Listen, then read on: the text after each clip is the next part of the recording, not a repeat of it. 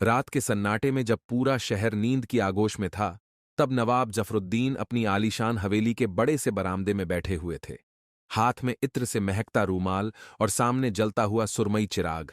आसमान पर हल्की हल्की बदलियां चल रही थीं और दूर से मस्जिद के मीनार से फज्र की अजान की हल्की आवाज आने लगी थी। नवाब जफरुद्दीन, जो अपने शहर के सबसे अमीर और नेक दिल इंसानों में गिने जाते थे, आज किसी गहरी सोच में गुम थे। उनका दिल किसी अजीब से खौफ में डूबा हुआ था। बीती रात उन्हें एक अजीब ख्वाब आया था, एक खौफनाक और दिल दहला देने वाला मंजर। उन्होंने देखा कि एक अंधेरी कब्रिस्तान में एक साया किसी ताज़ा दफन किए गए मुर्दे की कब्र खोद रहा है। उसकी आंखें सुर्ख थीं और उसका जिस्म हड्डियों से भरा हुआ था।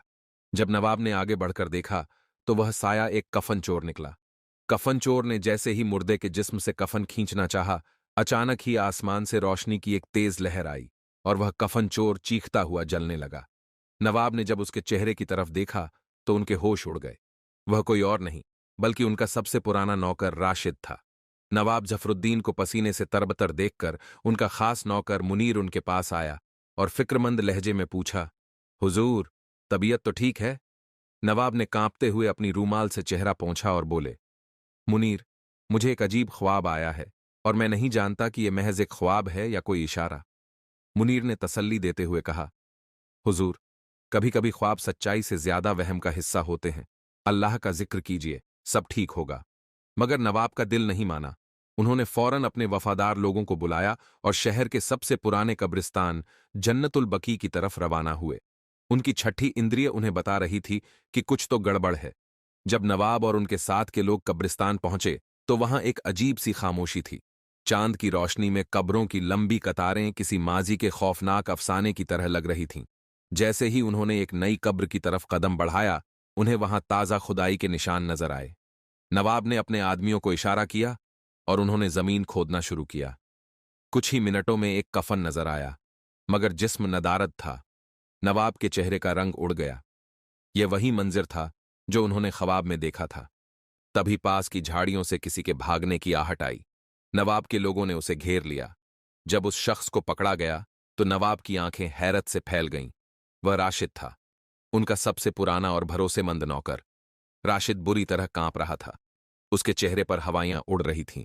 नवाब ने सख्त लहजे में पूछा, राशिद, क्या तूने ये किया है? क्या तू ही कफन चोर है? राशिद की आंखों से आंसू बहने लगे।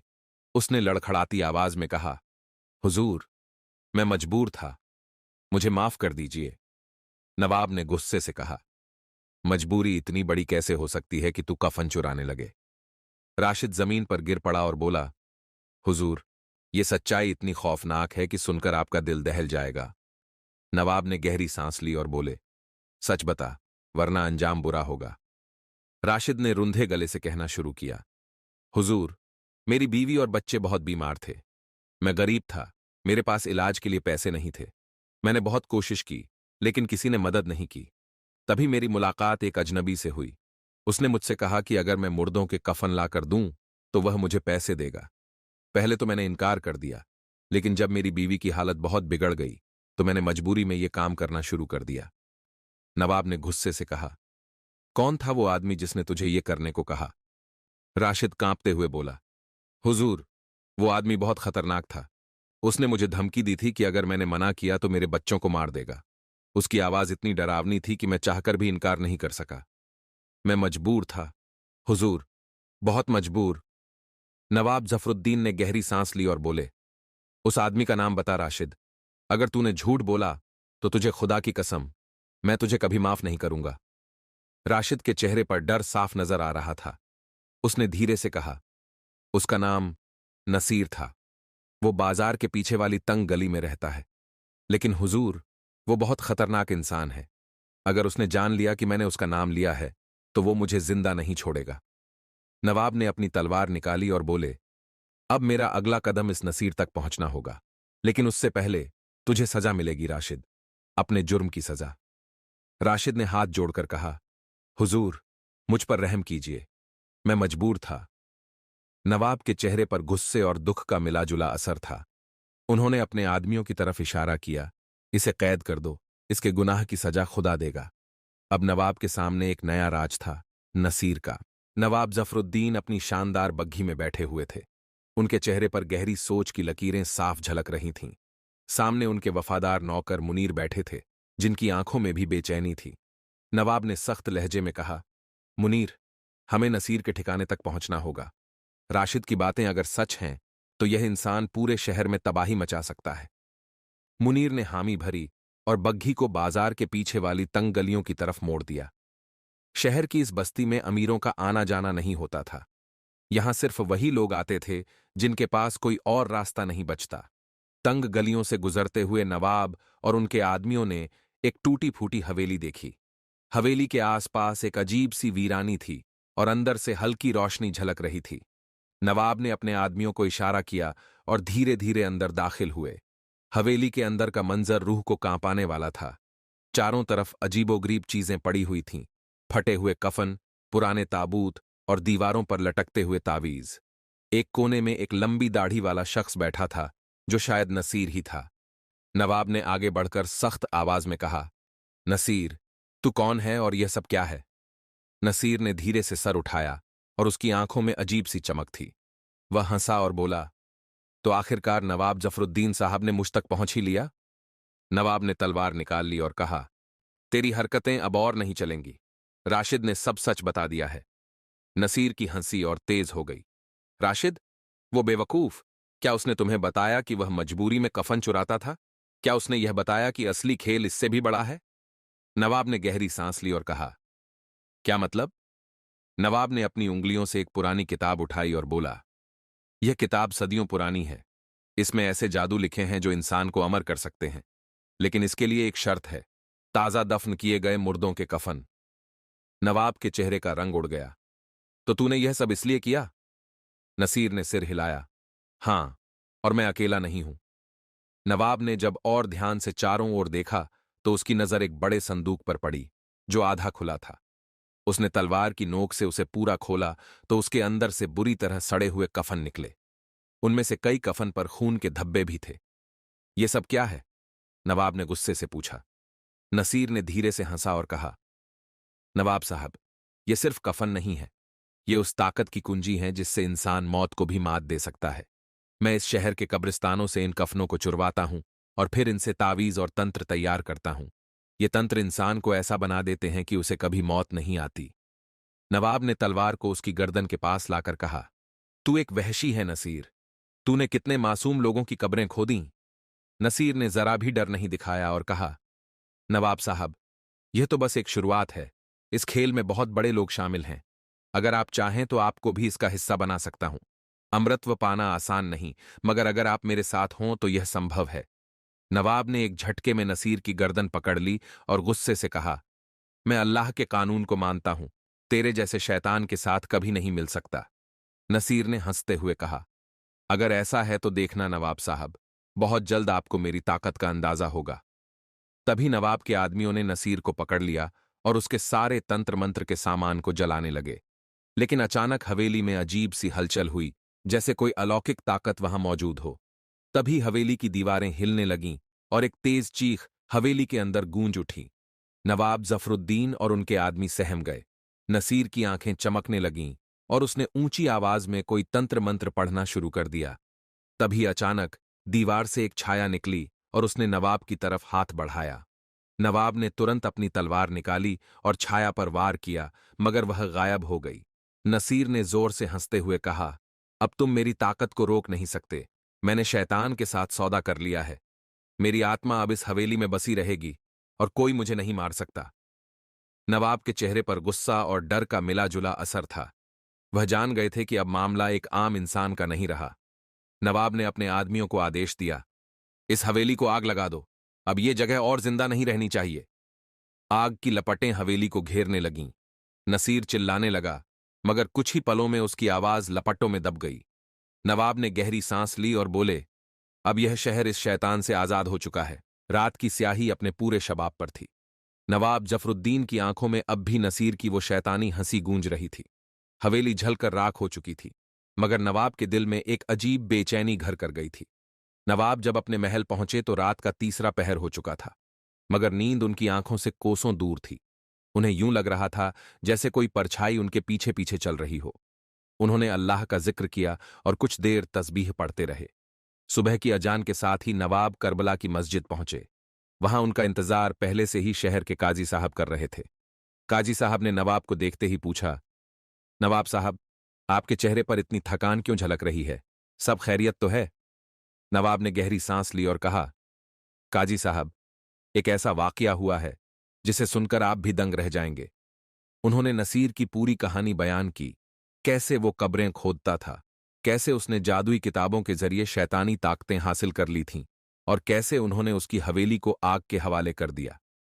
काजी साहब ने चौंक कर कहा, नवाब साहब, क्या आपको यकीन है कि नसीर अब खत्म हो चुका है? नवाब ने जवाब दिया, हवेली जलकर राख हो गई, उसमें से निकलने वाली चीखें भी थम गईं और नसीर को हमने अपनी आंखों से जलते हुए देखा।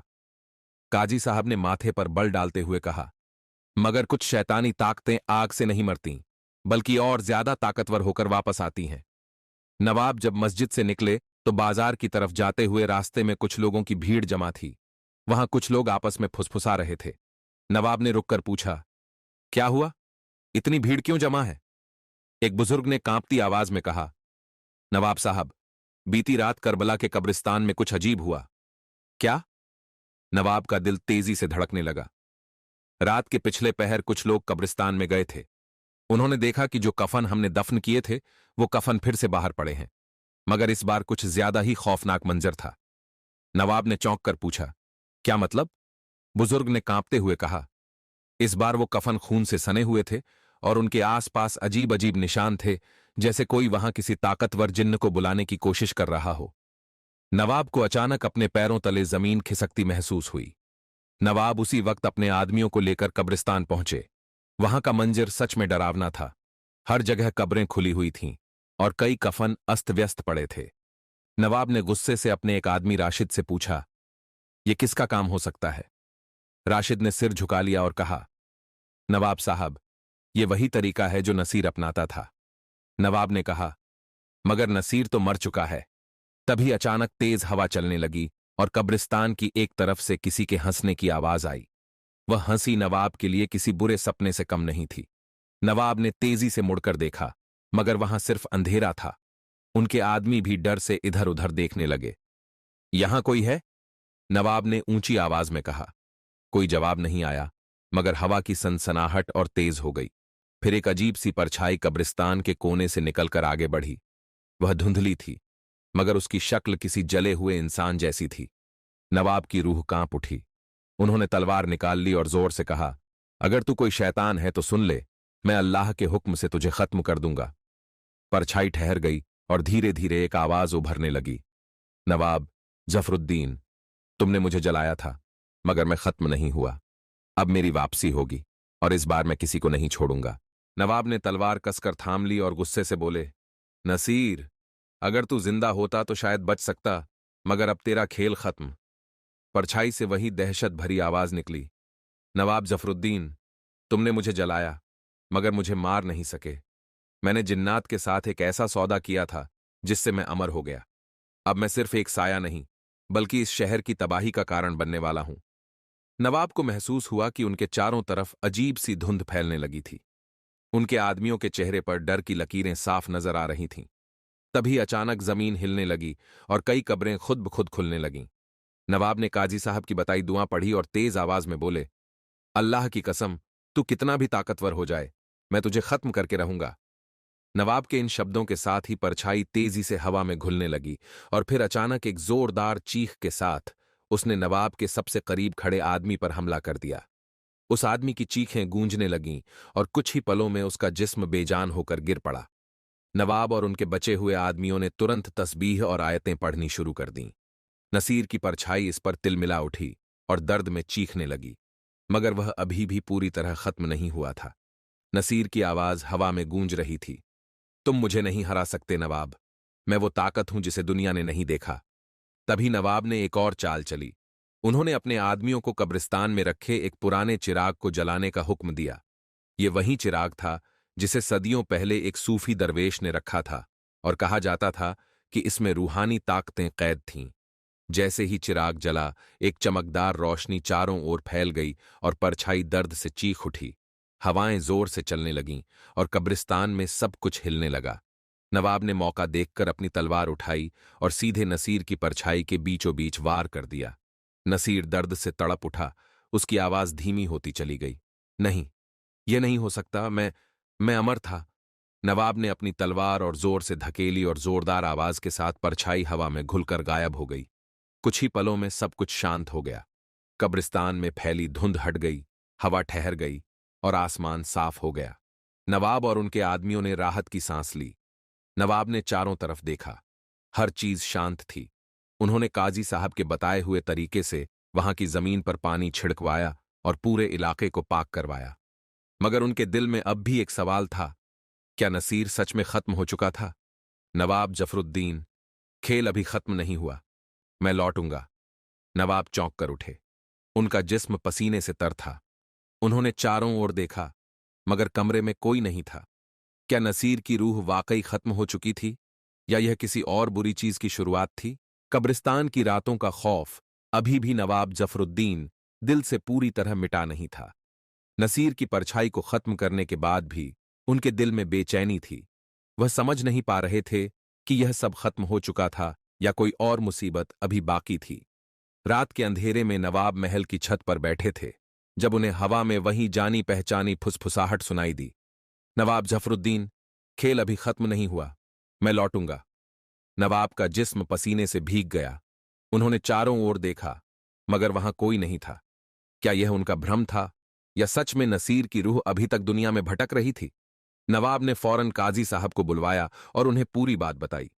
काजी साहब कुछ देर तक गहरी सोच में डूबे रहे, फिर बोले, नवाब साहब, अगर नसीर की रूह अभी तक भटक रही है, तो इसका मतलब है कि उसने तौबा नहीं की थी और अब वह सजा के लिए रहम मांग रही होगी।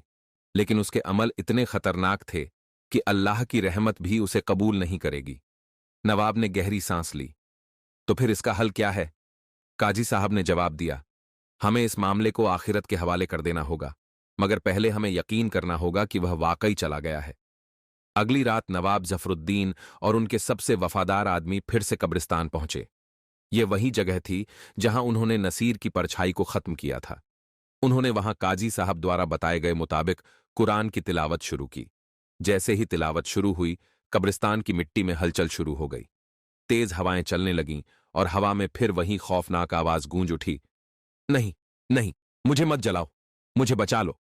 नवाब जफरुद्दीन ने तलवार कसकर पकड़ ली और बोले, नसीर, अगर तेरा वजूद अभी भी बाकी है तो जान ले कि आज तुझे पूरी तरह खत्म कर दिया जाएगा। नसीर की रूह एक बार फिर हवा में प्रकट हुई, मगर इस बार वह पहले से ज्यादा कमजोर लग रही थी। उसका धुंधला जिस्म कांप रहा था। उसने कांपते हुए हाथ उठाए और कहा, मुझे माफ कर दो, मुझे अल्लाह के पास लौटने दो, मुझे जलने से बचा लो। नवाब को एक पल के लिए उस पर रहम आ गया, मगर काजी साहब ने उन्हें रोका।